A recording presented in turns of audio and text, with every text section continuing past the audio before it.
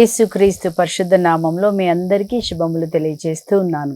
మనమందరం కూడా ఉపవాస దినాల్లో ఉన్నాము. ఉపవాస దినాల్లో ముఖ్యంగా మనము సిలువను గురించి ఎక్కువగా ధ్యానిస్తూ ఉంటాం. యేసు ప్రభు సిలువలో శ్రమలు. మరి ఈరోజు మనకి ఆ సిలువను చూసినప్పుడు ఏం గుర్తుకొస్తుంది అంటే ఒక మాట గుర్తుకొస్తుంది కదండి. చాలా వస్తాయి, ఒక మాట జ్ఞాపకం చేసుకుందాం. ఆ సిలువ మనకు దేనికి గుర్తుగా ఉందంటే క్షమాపణకి గుర్తుగా ఉంది. ఈరోజు మనం ధ్యానిస్తున్న అంశము క్షమాపణ.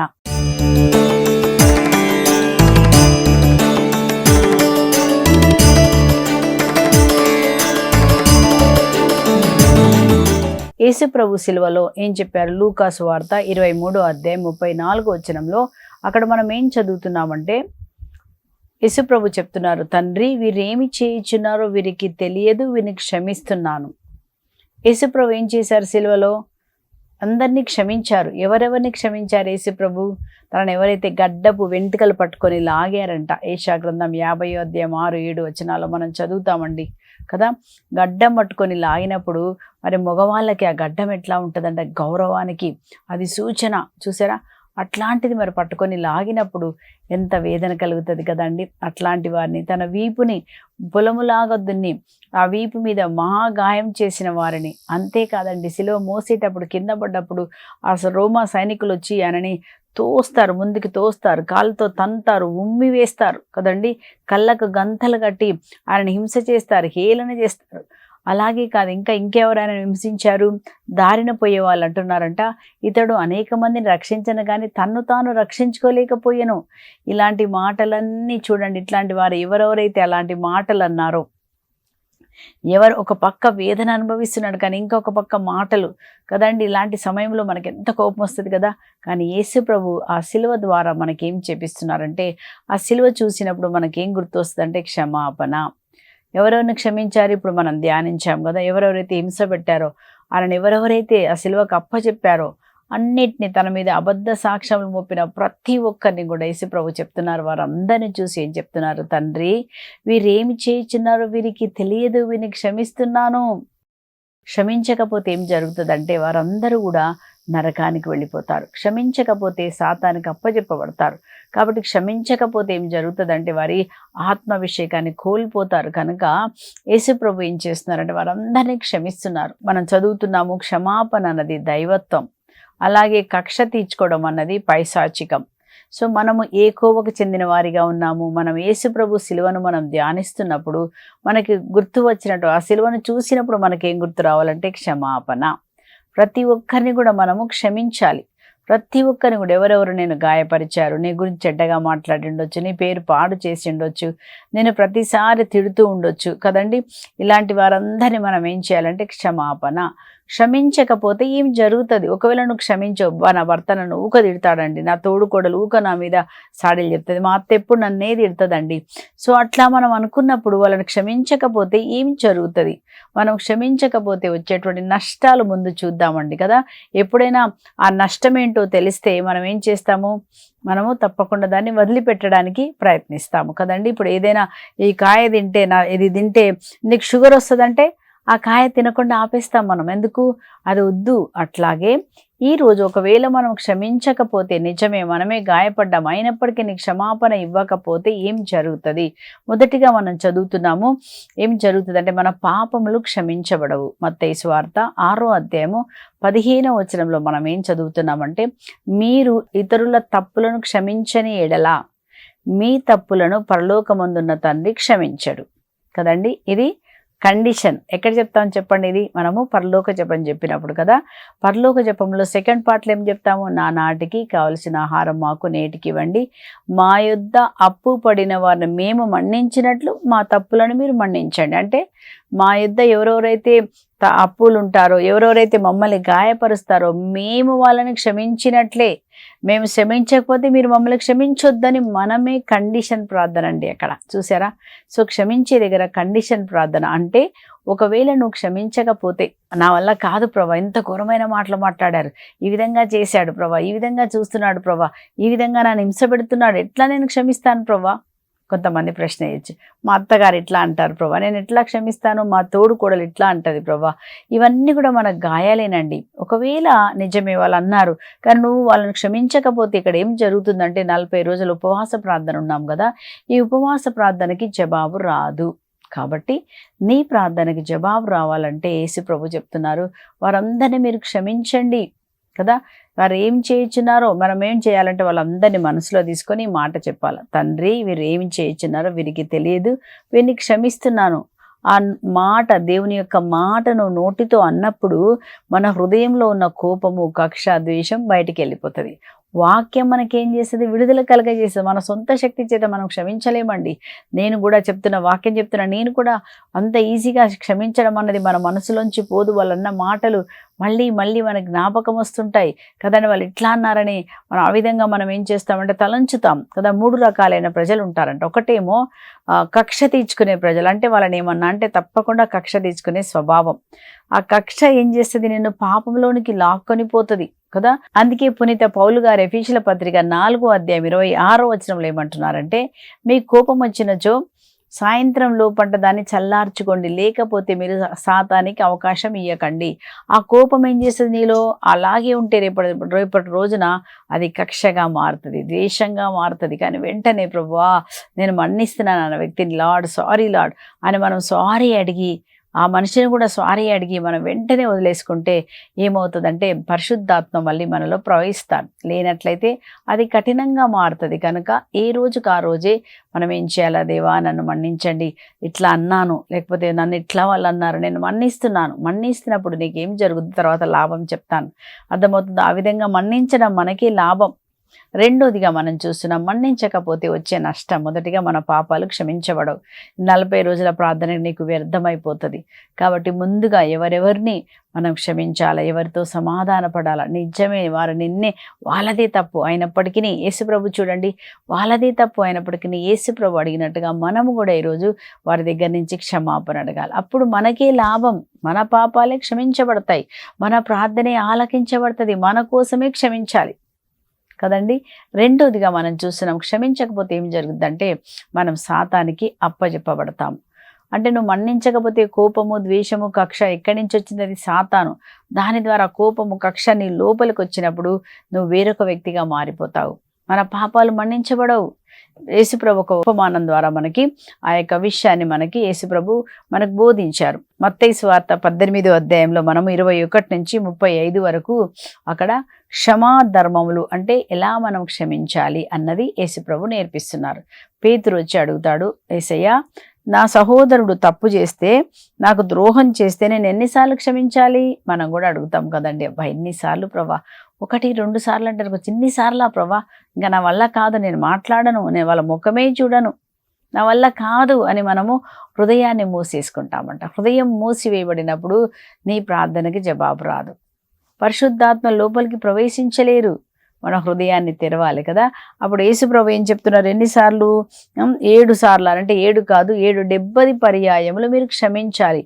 770 సార్లు అంటే అర్థం ఏంటంటే క్షమిస్తూనే ఉండాలి, చివరి వరకు, మనం చనిపోయేంత వరకు మన్నిస్తూనే ఉండాలి, ఓర్చుకుంటూనే ఉండాలి. ఇదే మనకి సిలువ నేర్పించారు. సిలువలో యేసుప్రభు నేర్పించింది అదే. అప్పుడు యేసుప్రభు ఒక ఉపమానం చెప్తున్నారు. ఏమన్నారంటే, ఒక రాజు ఉన్నాడు. ఆ రాజు దగ్గర ఒక వ్యక్తి ఏం చేశాడంట, అప్పు తీసుకున్నాడంట. ఎంతండి? అక్కడ చూస్తాము 1,000,000 వరహాలు అని రాయబడి ఉంటుంది. ఈ 1,000,000 వరహాలు ఉన్నప్పుడు రాజు అంటాడు, ఆయన కట్టలేకపోయినప్పుడు భార్య పిల్లలందరూ కూడా విక్రయించి ఆ రుణం తీర్చాలని ఆజ్ఞాపిస్తాడు. అప్పుడు ఆ వ్యక్తి ఏం చేస్తున్నాడు చూడండి, ఆ సేవకుడు అతని కాళ్ళపై పడి, రాజు కాళ్ళపై పడి, కొంత ఓపిక పట్టండి, నీ రుణమంతా నేను చెల్లిస్తానని చెప్పినప్పుడు రాజు ఏం చేస్తున్నాడు, ఇది ముఖ్యం, రాజు దయ చూపించి అతనిని విడిచిపెట్టాను. రెండోదిగా అతని అప్పును కూడా క్షమించాను. మొదటిగా విడిచిపెడుతున్నాడు, రెండోదిగా అప్పంతా క్షమించేశాడు. కానీ ఈ వ్యక్తి ఏం చేస్తున్నాడు, బయటికి వెళ్ళి తనకు కొంత ధనం, కొంచెమే ధనం ఎదుకోవడం, అందరూ అట్లా అనుకోండి కదండి. అక్కడేమో 1,000,000 వరహాలు, ఇక్కడ 100 వరహాలు అనుకుందాం కదండి. కొంత ధనమే అంట, కొంత ధనము రుణపడినటువంటి ఆ సేవకుని చూసి ఏం చేశాడంట, అప్పు అంతా చెల్లించుమని గొంతు పట్టుకున్నాడంట. అప్పుడు అతను కూడా అడిగాడు, అయ్యా కొంచెం ఓపిక పట్టయ్యా, రుణం చెల్లిస్తానంటే అతను అంగీకరించక వారిని చెలలో వేయించెను. అప్పుడు రాజుకి తెలుస్తుంది. తెలిసినప్పుడు అంటాడు, ఇక్కడ పిలిచానని అంటాడు. 33 వచనం చాలా బాగుంటుంది చూడండి. రాజు అంటున్నాడు, నేను నీ మీద దయ చూపించినట్లు నీవు ఏం చేయకూడదు, నీ తోటి సేవకుని మీద నువ్వు దయ చూపించొద్దా? ఇది ముఖ్యమండి. అంటే రాజు ఎవరు? దేవునికి గుర్తుగా ఉన్నాడు. దేవుడు అంటున్నాడు, నువ్వు ఎన్నో తప్పులు చేసావు కదా, ఎన్నో అబద్ధాలు ఆడి ఉంటావు, ఎన్నోసార్లు మనం ఈ తప్పు చేసామని వెళ్ళి పాపస్కీర్తనం చేస్తాం కదండి. సో ఇన్ని తప్పులు చేసిన నిన్ను నేను క్షమించాను, కానీ నీ దగ్గర చిన్న తప్పు చేసిందేమో మీ అత్త, చిన్న తప్పు చేసిందేమో నీ తోడుకోడలు, చిన్న తప్పు చేశాడేమో నీ భర్త, కానీ నువ్వేమంటున్నావు, నేను మాత్రం మాట్లాడను, నేను మాత్రం మన్నించను, నేను మాత్రం ఇది చెయ్యను అంతే అని మనం చెప్పినప్పుడు ఏం జరుగుతుందో చూడండి. అలా చెప్పినందుకు ఆ సేవకుడికి ఏం జరిగిందంట, పిలిచి అతన్ని అంటున్నాడు, మండిపడి బాకీ చెల్లించేంత వరకు తలారు అంటే సాతానికి నువ్వు అప్పచెప్పబడతావు. బాకీ చెల్లించేంత వరకు అంటే రెండోదిగా ఇక్కడ ఏం చదువుతున్నావు, బాకీ చెల్లించడం వల్ల, బాకీ చెల్లించేంత వరకు అంటే అంత నువ్వు ఏదేదైతే ఇంతవరకు నీ తప్పులు మన్నించబడ్డాయో, ఎన్నిసార్లు నువ్వు తప్పులు చేస్తే, ఎన్నిసార్లు ఏసు రక్తంలో నువ్వు కడగబడ్డావో, మళ్ళీ నువ్వు ఇతరులను మన్నించకపోతే ఆ తప్పులన్నీ నీ మీదకి వచ్చేస్తాయంట. ఎన్ని తప్పులు చేసి అవన్నీ నీ మీదకి వస్తే ముందు నీ ప్రార్థనకి ఏమవుతుంది ఆలోచించండి కదా. కాబట్టి దేవుడు మనల్ని క్షమించినట్లు కొలొస్సీలకు రాసిన లేఖలో మనం చూస్తాం, క్రీస్తు మిమ్మల్ని క్షమించినట్లుగా మీరును ఒకరినొకరు క్షమించండి. యేసు ప్రభు మన అన్ని పాపాలు, కళ్ళతో నాలుకతో ఎన్ని పాపాలు చేసి ఉంటామండి కదా, ఎన్నిసార్లు అబద్ధం ఆడి ఉంటాం, కోపము కక్ష అన్నీ అరిసాము కదా. ఎన్ని క్షమించినప్పుడు దేవుడు క్రీస్తు మిమ్మల్ని క్షమించినట్లుగా మీరును ఒకరినొకరు క్షమించండి. ఇది యేసు ప్రభు మనకి నేర్పిస్తున్నారు. అందరూ బలహీనలమే, కానీ ఏం చేయాలి, ఏ కక్ష ఏ ద్వేషము ఏది కూడా నువ్వు పెట్టుకోకూడదు. పెట్టుకుంటే ఏం జరుగుతుంది, నీ ప్రార్థనకు జవాబు రాదు. రెండోదిగా నువ్వు రోగిగా మారిపోతావు. ఎందుకు, ఆ పాపం ఎప్పుడైతే నువ్వు మన్నించపోవడం వల్ల సాతాను ఏం చేస్తుందంటే నీకు రోగం ఇవ్వచ్చు. ఆ కోపము నీకు ఏం చేస్తారంటే డాక్టర్లు చాలామంది చెప్తారు, కోపం వల్ల బీపీలు వస్తాయి. ఎందుకమ్మా, నీకు ఇంత స్ట్రెస్ ఉందా అని అడుగుతాడు. బీపీ ఉన్నా, షుగర్ ఉన్నా అడుగుతారు. కొన్ని క్యాన్సర్ వ్యాధులు కూడా అంట దేని ద్వారా వస్తున్నాయంటే వీటి ద్వారానే, అంటే మన్నించకపోవడం ద్వారానే వచ్చినట్టుగా.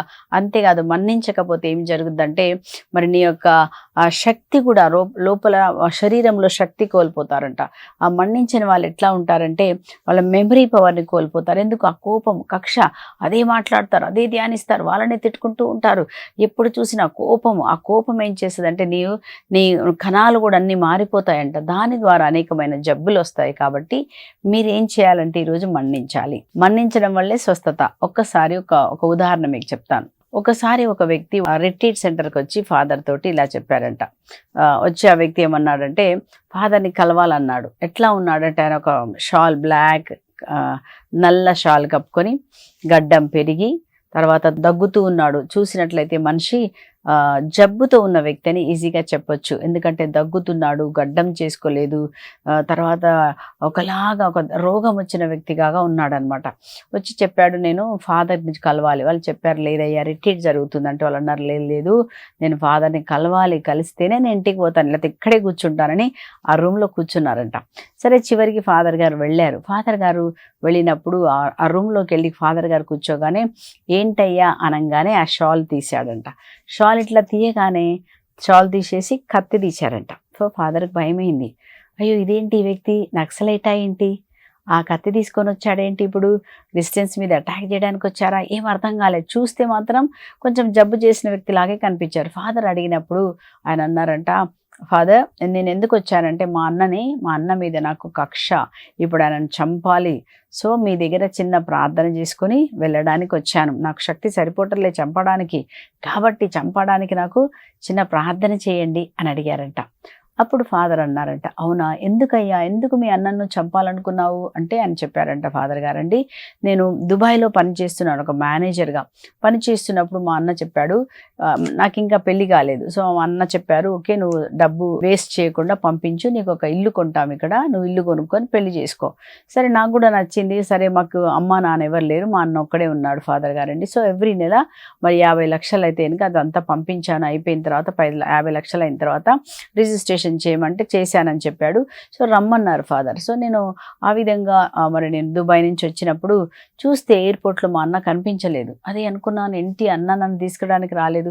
సర్లే ఇంట్లో బిజీగా ఉన్నాడేమో, గృహప్రవేశం కదా, నాకు చూపించడానికి అక్కడ ఉన్నాడేమో అనుకొని నేను వాళ్ళ ఇంటికి వెళ్ళాను. చూస్తే మా అన్న ఇల్లు తాళం వేసింది. అర్థం కాలేదు ఎందుకు తాళం వేసింది అనుకొని చెప్పి పక్కన వాళ్ళకి వెళ్ళి అడిగితే వాళ్ళు చెప్పారంటే, అదేంటయ్యా ఆయన వెళ్ళి ఇల్లు ఖాళీ చేసి 6 నెలలు అయిపోయింది, ఇక్కడ లేడు. ఆయన లేడా, ఎక్కడికి వెళ్ళారు, మా అన్న ఇక్కడే ఉన్నా అని చెప్పాడే, రోజు నాతో మాట్లాడుతున్నాడే, అదేంటి అలా ఏంటి అని చెప్పి, అందుకని తల్లిదండ్రులు కూడా లేరు కదా, చుట్టాల దగ్గరికి వెళ్ళి అడిగారంట.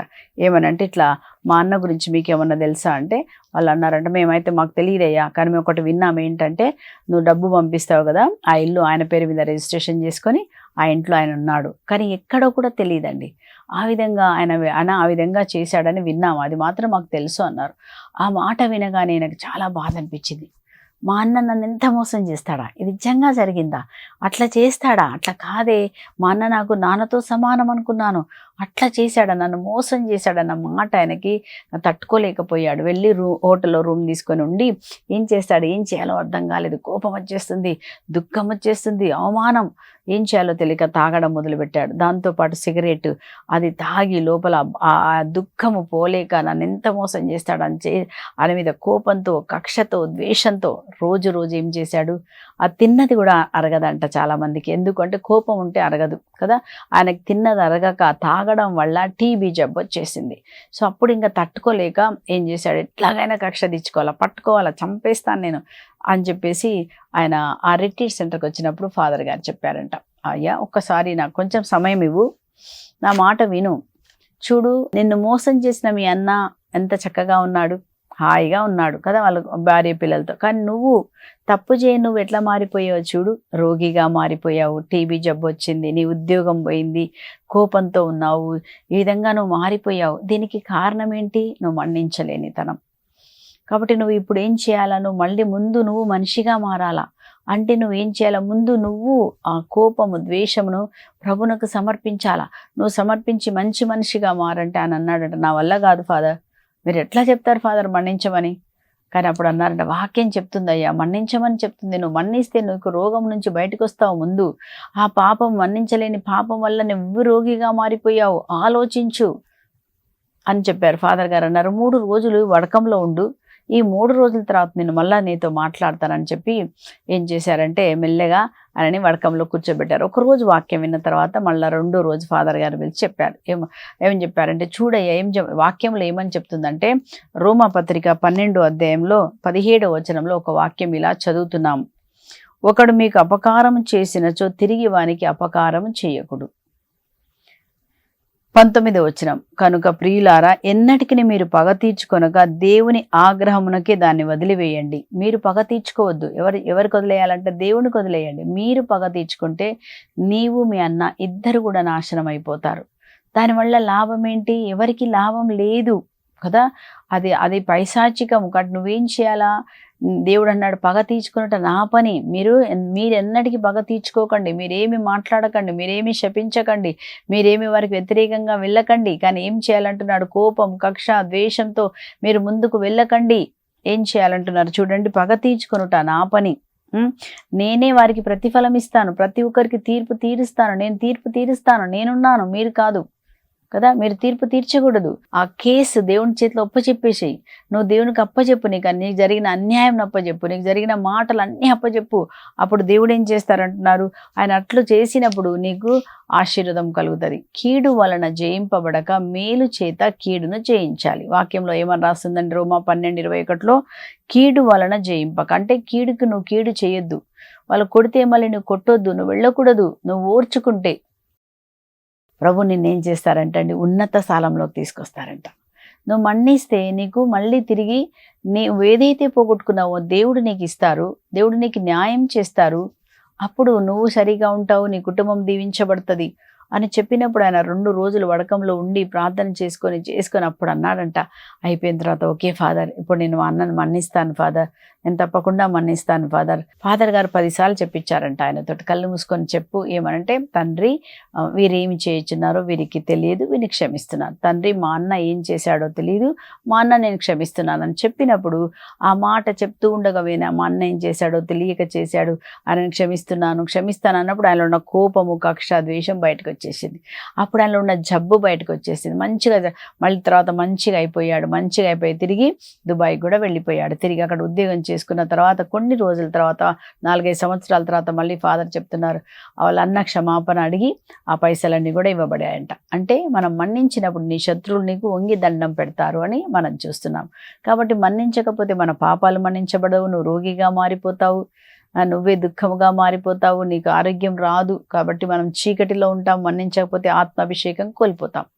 రెండోదిగా మనం చూస్తున్నాము, మన్నిస్తే ఏం జరుగుతుంది? మొదటిగా మన పాపాలు క్షమించబడతాయి కదా. మత్తయి సువార్త 6:14 మీరు పరుల తప్పులను క్షమించేలా మీ పరలోకపు తండ్రి మిమ్మల్ని కూడా క్షమిస్తాడు. అంటే మనం క్షమిస్తే కదండి, మా రుణస్తులను మేము క్షమించినట్లు దేవాని బిడ్డ నేను క్షమిస్తున్నానంటే, నువ్వు తప్పు చేసినప్పుడు కూడా దేవుడు క్షమిస్తాడు. నువ్వు క్షమించకపోతే నీకు కూడా క్షమాపణ రాదు. కానీ దేవుడికి క్షమాపణ లేకుండా మనం ఉంటామండి. మనం పాపాలు క్షమించబడిపోతే మనకేం జరుగుతాయి కదా, చాలా కష్టం. రెండవదిగా ఏం లాభం అంటే, నువ్వు క్షమించినప్పుడు నీ పట్ల ఎవరైతే కఠినంగా ఉన్నారో వారిలో మార్పు వస్తుందంట. మనం చదువుతాము, మరి సిలువలో మనం చూసినప్పుడు ఆ కుడి దొంగవాడు పశ్చాత్తాపడ్డాడు కదండి. ఏమని అడిగాడు? యేసు, నీవు నీ రాజ్యంలో ప్రవేశించినప్పుడు నన్ను జ్ఞాపకం చేసుకో. ఒక దొంగవానికి పశ్చాత్తాపం ఎలా వస్తుందండి? ఆ దొంగవాడు కాబట్టి ఆ సిల్వర్కి వేయబడ్డాడు కదా. ఒక్కరోజు కూడా క్షమాపణ లేదు కాబట్టి, మనిషి మారలేదు కాబట్టి అలాంటి భయంకరమైన శిక్ష. అలాంటి వ్యక్తి ఆ సిలువలో ఎలా మారాడు అంటే, యేసు ప్రభుని చూస్తున్నాడు. యేసు ప్రభు అక్కడ ఏం చూస్తున్నాడు? తనని హింసించిన వారిని, వేదన పెట్టిన వారిని క్షమించాడు. ఆయన క్షమాపణ ఈ పక్క దొంగ వాళ్ళలో మార్పు వచ్చిందంట. అలాగే మనము కూడా ఎప్పుడైతే ఒకరు మారాలంటే ముందుగా వాళ్ళని మనం ఏం చేయాలంటే అండి, మనము క్షమించినప్పుడు ఏం చేస్తారంటే దేవుడు ఆ మనిషిలో మార్పును తీసుకొని వస్తారు. మన ఉదాహరణకి చూసినప్పుడు జాన్ పాల్ పాపు గారు ఆయన ఏం చేశారంటే, ఆయన ఒకసారి ఆయన ఇట్లా ప్రసంగం చెప్తున్నప్పుడు ఒక ముస్లిం ఆయన మతోన్మాది అంటారు కదా, ఆయన ఏం చేశారంటే మన పాపు గారికి అయినా జాన్ పాల్ II గారిని ఆయన పిస్తోల్ పెట్టి పేల్చుతాడు చంపడానికని. పేల్చినప్పుడు ఆ బుల్లెట్ ఆ పాపు గారి యొక్క గుండెలోకి వెళ్తుంది అనమాట. అప్పుడు వెంటనే పాపు గారిని తీసుకెళ్ళి వాళ్ళు హాస్పిటల్లో జాయిన్ చేస్తారు. తర్వాత పాపు గారికి మంచిగా జరుగుతుంది. అయితే ఆ పాపు గారు మరి హాస్పిటల్ నుంచి వచ్చినప్పుడు అడిగారంట, నన్ను ఆ జైలు దగ్గర ఆ దొంగదం నన్ను షూట్ చేశారు కదా, ఆ ముస్లిం అతని దగ్గరికి నన్ను తీసుకెళ్ళండి అన్నప్పుడు వాళ్ళు అన్నారంట, వద్దొద్దు, ఆయన చాలా కోపంగా ఉన్నాడు, అదే క్రిస్టియన్స్ అంటేనే పడదు, ఆయన దగ్గరికి మళ్ళీ మీరు వెళ్ళొద్దు అంటే పాపు గారు అన్నారంట, లేదు నేను అక్కడికే వెళ్ళాలి అని చెప్పినప్పుడు పాపు గారు వెళ్ళి ఆయనను పిలిచారంట. పిలిచి, బాబు నీ మీద నాకు ఏ కోపం లేదు, నువ్వు బాధపడకు, అంతేకాదు నేనేం చేస్తానో తెలుసా, నిన్ను ఈ జైల్లోంచి విడిపిస్తాను, నేను సైన్ చేస్తాను, నాకు ఇతని మీద ఏ కోపం లేదు, నా సొంత శక్తిగా నేనే చెప్తున్నాను, ఇతన్ని విడిపించండి అని చెప్పినప్పుడు వెంటనే ఆయన హృదయంలో, కఠినంగా ఉన్న హృదయంలో ప్రేమ వచ్చిందంట. ఆ హృదయం కరిగిపోయి ఏడుస్తున్నాడంట, నిజమా, నేను మిమ్మల్ని చంపేసే మీరు నన్ను క్షమిస్తున్నారా అని ఆయన కాలు పట్టుకొని క్షమాపణ అడిగారు. నన్ను మన్నించండి, నాకు తెలియక నేను ఇట్లా చేశాను అని చెప్పి ఆయన జైలు నుంచి బయటకు వచ్చిన తర్వాత ఆయన జీవితాంతం క్రిస్టియన్గా మారి ఆయన ఉన్నంతకాలం పోపు గారికి కుడి రైట్ హ్యాండ్గా ఉండి అన్ని విషయాలు ఆయన సహాయం చేశారట. చూసారా, మనం క్షమించినప్పుడు పక్కన వారిలో ఏం జరుగుతుందండి, మార్పు కలగడమే కాదు, ఆ శత్రువులే మనకు మిత్రులుగా మారుతారు. కాబట్టి ఈరోజు మనమందరం ప్రార్థన చేసుకుందాం, ప్రభువా ఈరోజు నాకు ఆ క్షమాపణ హృదయాన్ని దయచేయమని మనం అడుగుదామండి. క్షమించితే మన పాపాలు మన్నించబడతాయి, మన ప్రార్థనకు జవాబు వస్తుంది. అంతేకాదు దేవుని కృప ఉన్నతమైన స్థితిలోకి, యోసేపు తన అన్నదమ్ములని ఏం చేశాడు, అమ్మి వేసిన వారిని ఆయన మన్నించాడు కదండి. ఆయన అన్నాడు, మీరు నాకు కీడు చేయాలనుకున్నారు కానీ దేవుడు నాకు మేలుగా మార్చారు, మీరేం బాధపడకండి. వాళ్ళు భయపడతారు, అమ్మో యోసేపు ఇప్పుడు మమ్మల్ని కక్ష తీర్చుకుంటాడేమో కదండి. ఆయన కక్ష తీర్చుకోలేదు. నీ శత్రువులు ఆకనుగొన్నచో ఆహారం పెట్టమన్నప్పుడు పెట్టాడు. స్టెఫాన్ మనం చూస్తున్నాం కదా, రాళ్లతో కొట్టినప్పుడు ఆయన అంటున్నాడు, తండ్రి ఈ పాపం వీరి మీదకి మోపకు. ఈరోజు మనం కూడా మనల్ని హింసించిన వారిని, మనం బాధ పెట్టిన వారిని ఒక్క క్షణం జ్ఞాపకం చేసుకుంటారా? ఒక్క క్షణం జ్ఞాపకం చేసుకొని ప్రార్థన చేయండి. ఈరోజు మనము మనల్ని హింస పెట్టిన వారిని, బాధ పెట్టే వారి కొరకు చిన్న ప్రార్థన మనం చేసుకుందాం. కళ్ళు మూసుకొని ప్రార్థిస్తాం. పరిశుద్ధుడైన తండ్రి, ప్రేమ స్వరూపుడమైన దేవ, మీరు సిలువలో ప్రభా మిమ్మల్ని హింసించిన వారిని, తండ్రి వీరు ఏమి చేయించున్నారో వీరికి తెలియదు, వీరిని క్షమిస్తున్నా అన్నారు. ఆ క్షమాగుణాన్ని ఈరోజు మాకు ఇవ్వమని అడుగుచున్నాం. మీరు ఇవ్వకపోతే మేము క్షమించలేం ప్రభా. ఈరోజు మాకు సహాయం చేయండి ప్రభా. ఎవరెవరైతే అయ్యా మమ్మల్ని హింస పెట్టారో, వేదన పెట్టారో, బాధ పెట్టారో, మాకు ప్రేమ ఇవ్వలేదని మేము అనుకున్నామో వారందరినీ క్షమిస్తున్నాం ప్రభా. మా అందరినీ ప్రభా నూతన హృదయాన్ని కలగచేయండి. మా పాపాలన్నీ మన్నించండి. మేమందరం ఒకరినొకరు క్షమించుకొని ప్రేమతో జీవించే కృపను మాకు దయచేయమని యేసుక్రీస్తు అతి పరిశుద్ధ నామం పేరిట అన్నీ అడిగి పొందుకొని ఉన్నాము పరలోకపు తండ్రి. Amen, amen. Praise the Lord. దేవుడు మీ అందరినీ దీవించును గాక, అందరినీ క్షమించును గాక. ఆమెన్.